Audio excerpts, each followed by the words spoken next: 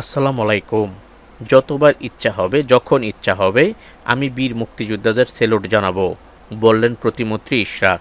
কেন এসব কথা, জানবো তার বিস্তারিত খবর। তবে আপনি যদি যুদ্ধের জীবন চ্যানেলে নতুন হয়ে থাকেন, চ্যানেলটা অবশ্যই সাবস্ক্রাইব করবেন, পাশেই থাকবেন।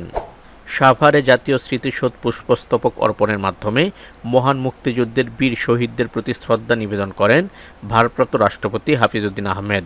এ সময় মুক্তিযুদ্ধ বিষয়ক প্রতিমন্ত্রী ইশরাক হোসেন, সেনাবাহিনী প্রধান জেনারেল ওয়াকারুজ্জামান, নৌবাহিনীর নবনিযুক্ত প্রধান ভাইস অ্যাডমিরাল খন্দকার মিসবাহ-উল আজিম এবং বিমানবাহিনীর প্রধান air chief marshal Hasan Mahmud Khan উপস্থিত ছিলেন। শ্রদ্ধা নিবেদনের সময় তিন বাহিনীর প্রধানের সঙ্গে প্রতিমন্ত্রী ইশরাক হোসেনও বীর শহীদদের প্রতি স্যালুট জানান। এ ঘটনাকে কেন্দ্র করে সামাজিক যোগাযোগ মাধ্যম ফেসবুকে সমালোচনার সৃষ্টি হয়।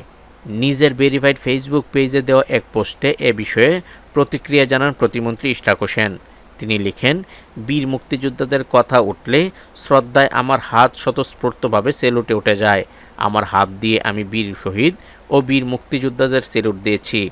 হাত আমার, সম্মান জানিয়েছি সর্বজন শ্রদ্ধেয় বীরদের। দেশ আমার গণতান্ত্রিক, আমার ইচ্ছায় আমি সেলুট দিয়েছি। যতবার ইচ্ছা হবে, যখন ইচ্ছা হবে আমি বীর মুক্তিযোদ্ধাদের সেলুট জানাবো। ইশরাক হোসেন আরও লেখেন, আমার বাবা একজন গেরিলা মুক্তিযোদ্ধা ইউনিটের কমান্ডার ছিলেন। মুক্তিযুদ্ধ বিষয়ক মন্ত্রণালয়ের প্রতিমন্ত্রী হিসেবে আমি জনগণের প্রতিনিধিত্ব করেছি। এ বিষয়টি নিয়ে মুখরোচক আলোচনা বা তামাশা করার মানসিকতাই অস্বাভাবিক। ফেসবুক পোস্টে প্রতিমন্ত্রী আরও লিখেন, আমাদের দেশের কিছু মানুষের এতটা সংবেদনহীন হওয়া সত্যি দুর্ভাগ্যজনক।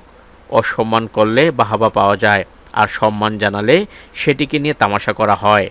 পোস্টের শেষাংশে তিনি লিখেন, আল্লাহ সবাইকে হেদায়েত দান করুন। তো আজ এ পর্যন্তই, দেখা হবে অন্য এক নতুন ভিডিওতে।